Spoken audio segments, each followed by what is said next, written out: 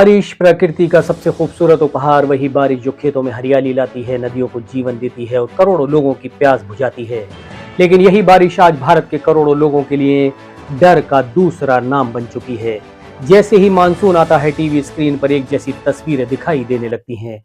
कहीं सड़कें नदियां बन जाती हैं, कहीं घर पानी में डूब जाते हैं, कहीं पहाड़ टूटकर सड़कों पर आ गिरते हैं और कहीं लोग अपनी जान बचाने के लिए छतों पर खड़े होकर हेलीकॉप्टर का इंतजार करते दिखाई देते हैं।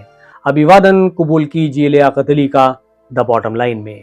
भारतीय मौसम विभाग यानी IMD ने उत्तराखंड, हिमाचल प्रदेश, राजस्थान, गुजरात, मध्य प्रदेश, उत्तर प्रदेश, दिल्ली NCR और पूर्वोत्तर भारत के कई हिस्सों में भारी से ज्यादा भारी बारिश की चेतावनी जारी की है। असम में बाढ़ ने फिर हजारों परिवारों को प्रभावित किया है। कई राज्यों में नदियां खतरे के निशान के करीब पहुंच चुकी हैं और प्रशासन लगातार अलर्ट जारी कर रहा है। हर साल की तरह इस साल भी सवाल वही है, क्या भारत बारिश से हार जाता है या फिर भारत अपने ही सिस्टम से हार जाता है। आज की वीडियो में हम किसी एक शहर, किसी एक सरकार या किसी एक राज्य की बात नहीं करेंगे। आज बात पूरे भारत की होगी, क्योंकि हर साल बारिश बदलती है लेकिन तस्वीरें नहीं बदलती। भारत दुनिया के उन देशों में है जहां सालाना वर्षा का लगभग 75% हिस्सा सिर्फ जून से सितंबर के बीच होता है। हमारी खेती, पेयजल, बिजली उत्पादन और भूजल का बड़ा हिस्सा मानसून पर निर्भर करता है। यानी मानसून हमारे लिए वरदान है, लेकिन जब यही वरदान हर साल अभिशाप बन जाए तब सवाल बादलों पर नहीं, व्यवस्था पर उठता है। जरा याद कीजिए, मुंबई, चेन्नई, बेंगलुरु, हैदराबाद, दिल्ली, गुरुग्राम या गुवाहाटी, शायद ही कोई बड़ा शहर हो जिसने कुछ वर्षों में शहरी बाढ़ का सामना न किया हो। कुछ घंटों की बारिश और करोड़ों रुपए की सड़कें पानी में गायब, नई कॉलोनियां झील बन जाती हैं, एयरपोर्ट और मेट्रो सेवाएं प्रभावित हो जाती हैं, स्कूल बंद हो जाते हैं और हजारों लोग घंटों ट्रैफिक में फंसे रहते हैं। अगर सिर्फ बारिश ही जिम्मेदार होती तो दुनिया के वो देश जहां भारत से कहीं ज्यादा बारिश होती है, वहां हर साल ऐसी तबाही क्यों नहीं होती। जापान, सिंगापुर और कई यूरोपीय देशों में भी तेज बारिश होती है, लेकिन वहां शहर कुछ घंटों के लिए ठहर नहीं जाते। इसका सबसे बड़ा कारण है बेहतर योजना और मजबूत शहरी प्रबंधन। भारत में समस्या सिर्फ बादलों की नहीं है, बल्कि उन फैसलों की भी है जो वर्षों के लिए जाते रहे हैं। शहरों का विस्तार हुआ, लेकिन ड्रेनेज सिस्टम उसी गति से विकसित नहीं हुआ। जहां कभी तालाब थे वहां आज इमारतें हैं, जहां प्राकृतिक नाले थे वहां कंक्रीट बिछा दिया गया है। पानी के प्राकृतिक रास्ते बंद हुए और जब बारिश आई तो उसने अपना रास्ता खुद बना लिया। फर्क सिर्फ इतना था कि इस बार वो रास्ता लोगों के घरों और बाजारों के बीच से गुजरा। नीति आयोग और राष्ट्रीय आपदा प्रबंधन प्राधिकरण यानी NDMA कई बार चेतावनी दे चुके हैं कि शहरी बाढ़ सिर्फ प्राकृतिक आपदा नहीं, बल्कि खराब शहरी योजना का परिणाम भी है।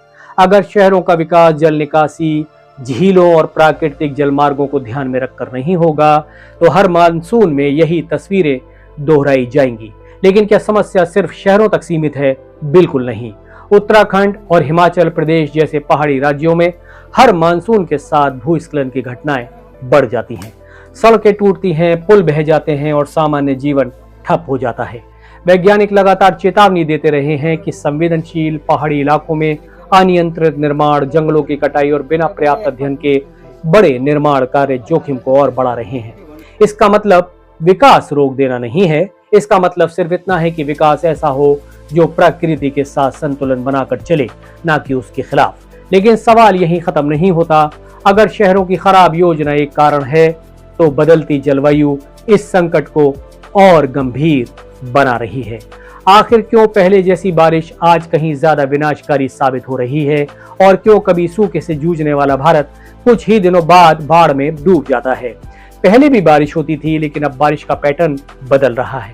संयुक्त राष्ट्र के जलवायु परिवर्तन पर अंतर सरकारी पैनल यानी IPCC की रिपोर्ट बताती है कि बढ़ते वैश्विक तापमान के कारण अत्यधिक वर्षा की घटनाएं पहले की तुलना में अधिक तेज और अधिक बार हो रही हैं। पहले बारिश कई दिनों में फैलकर होती थी, लेकिन अब वही पानी कुछ घंटों में गिर जाता है। जब शहर और गांव इतनी तेज बारिश के लिए तैयार नहीं होते, तब बाढ़ लगभग तय हो जाती है। लेकिन यहाँ एक और बड़ी विडंबना है, जब बारिश कम होती है तो हम सूखे की चिंता करते हैं, और जब ज्यादा होती है तो बाढ़ की। यानी समस्या सिर्फ पानी की मात्रा नहीं, बल्कि उसके प्रबंधन की भी है। गर्मियों में देश के कई हिस्से पानी की कमी से जूझते हैं, जबकि मानसून के दौरान अरबों लीटर वर्षा जल बिना उपयोग के नदियों के रास्ते समुद्र में चला जाता है। जल शक्ति मंत्रालय और सेंट्रल वाटर कमीशन वर्षों से वर्षा जल संचयन, जल संरक्षण और बेहतर नदी प्रबंधन पर जोर देते रहे हैं, लेकिन जमीनी स्तर पर कई शहरों में रेन वाटर हार्वेस्टिंग सिर्फ कागजों तक सीमित रह जाती है। नालों की सफाई अक्सर मानसून शुरू होने के बाद होती है और अवैध निर्माण तब तक चलते रहते हैं जब तक कोई बड़ा हादसा न हो जाए। यही सबसे बड़ा सवाल उठता है, क्या हम हर साल सिर्फ राहत और मुआवजे की तैयारी करेंगे या आपदा आने से पहले उसकी रोकथाम की भी? क्योंकि नाव भेजना आसान है, लेकिन शहर को इस तरह बनाना कि नाव की जरूरत ही ना पड़े, कहीं ज्यादा कठिन काम है और दुर्भाग्य से इसी पर सबसे कम चर्चा होती है। अगर किसी शहर में सिर्फ 100 मिलीमीटर बारिश के बाद पूरा जनजीवन ठप हो जाए तो सवाल बादलों से पहले शहर की योजना पर उठना चाहिए। भारत में शहरीकरण बहुत तेजी से हुआ, लेकिन अधिकांश शहर आज भी ऐसे ड्रेनेज सिस्टम पर निर्भर हैं जो दशकों पहले की आबादी को ध्यान में रखकर बनाए गए थे।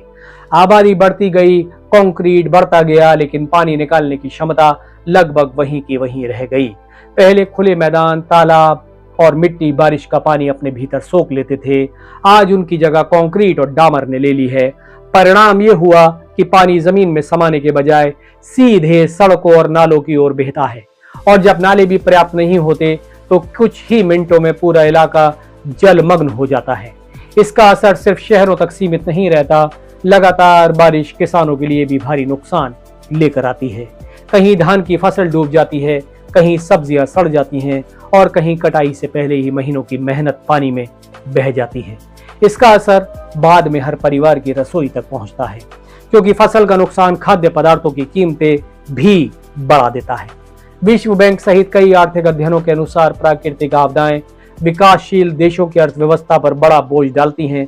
सड़कें, पुल, बिजली और संचार व्यवस्था प्रभावित होती है, उद्योगों का उत्पादन रुकता है और सरकारों को राहत एवं पुनर्वास पर भारी खर्च करना पड़ता है। यानी विकास के लिए इस्तेमाल होने वाला बड़ा संसाधन नुकसान की भरपाई में खर्च हो जाता है। लेकिन क्या हर गलती सिर्फ सरकार की होती है? इस सवाल का जवाब भी आसान नहीं है, क्योंकि शहर सिर्फ सरकार से नहीं, नागरिकों से भी चलते हैं। जब नालों में प्लास्टिक और कूड़ा फेंका जाता है, तब झीलों और नदी किनारों पर अवैध कब्जों को समाज चुपचाप स्वीकार कर लेता है, तब समस्या और गंभीर हो जाती है। यानी समाधान तभी संभव है जब सरकार, स्थानीय निकाय, वैज्ञानिक संस्थाएं और आम नागरिक सभी अपनी अपनी जिम्मेदारी निभाएं। लेकिन क्या आधुनिक तकनीक और बेहतर योजना इस समस्या का स्थायी समाधान बन सकती है? और अगर समाधान मौजूद है तो फिर हर साल वही तस्वीरें क्यों दिखाई देती हैं? तकनीक इस लड़ाई में बड़ी भूमिका निभा सकती है।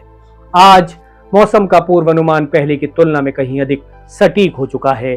भारतीय मौसम विभाग ने डॉपलर रडार नेटवर्क का विस्तार किया है। सेंट्रल वाटर कमीशन लगातार नदी जल स्तर की निगरानी करता है और कई राज्यों में बाढ़ की पूर्व चेतावनी प्रणाली भी विकसित की जा रही है। लेकिन सिर्फ अलर्ट जारी कर देना ही काफी नहीं होता। असली चुनौती ये है कि चेतावनी समय पर सही लोगों तक पहुंचे और उसके आधार पर तुरंत कार्यवाही भी हो। हमें यह भी स्वीकार करना होगा कि जलवायु परिवर्तन अब भविष्य की समस्या नहीं, बल्कि वर्तमान की वास्तविकता है। इसलिए शहरों की योजना भी पुराने मौसम को नहीं, बल्कि बदलती जलवायु को ध्यान में रखकर बनानी होगी। बड़े और आधुनिक ड्रेनेज सिस्टम, वर्षा जल संचयन, झीलों और नदियों का संरक्षण, हरित क्षेत्रों को बचाना और बाढ़ प्रभावित क्षेत्रों में वैज्ञानिक निर्माण, ये अब विकल्प नहीं बल्कि आवश्यकता बन चुके हैं। दुनिया के कई देशों ने यह साबित किया है कि भारी बारिश को पूरी तरह रोका नहीं जा सकता, लेकिन उसके नुकसान को काफी हद तक कम किया जा सकता है। इसके लिए राजनीतिक इच्छा शक्ति, वैज्ञानिक योजना और नागरिक जिम्मेदारी तीनों का साथ होना जरूरी है। अगर हम आज भी वही गलतियां दोहराते रहे तो अगले मानसून में फिर वही दृश्य दिखाई देंगे। कैमरे फिर वही डूबी सड़कों पर खड़े होंगे, नेता फिर राहत और मुआवजे का ऐलान करेंगे, लोग फिर सोशल मीडिया पर वीडियो साझा करेंगे और कुछ दिनों बाद सब कुछ सामान्य मान लिया जाएगा, जब तक अगला मानसून फिर वही सवाल लेकर ना आ जाए। असल सवाल ये नहीं है कि बारिश कितनी हुई, असली सवाल ये है कि उस बारिश के लिए हमारी तैयारी कितनी थी, क्योंकि प्राकृतिक आपदाओं को पूरी तरह रोकना शायद हमारे हाथ में ना हो, लेकिन उन्हें मानव निर्मित त्रासदी बनने से रोकना निश्चित रूप से हमारे हाथ में है। अगर शहरों की योजना प्रकृति के साथ बने, अगर नदियों और झीलों को उनका स्थान वापस मिले, अगर समय रहते ड्रेनेज सिस्टम सुधारे जाएं और अगर हम नागरिक भी अपनी जिम्मेदारी निभाएं, तो शायद मानसून फिर से डर नहीं बल्कि खुशहाली का मौसम बन सकता है। अब आप बताइए, क्या भारत हर साल सिर्फ बारिश से हारता है या फिर अपनी ही कमजोर व्यवस्था से? अपनी राय हमें कमेंट बॉक्स में जरूर बताइए। अगर आपको ये वीडियो जानकारी पूर्ण लगा हो तो इसे ज्यादा से ज्यादा लोगों तक साझा कीजिए, और अगर आपने अभी तक द बॉटम लाइन को सब्सक्राइब नहीं किया है तो अभी कर लीजिए, क्योंकि हम सिर्फ वही नहीं लाते जो बाकी लोग दिखाते हैं, बल्कि हम उन मुद्दों की बात करते हैं जिन पर अक्सर सबसे कम चर्चा होती है। सोचिएगा जरूर। जय हिंद।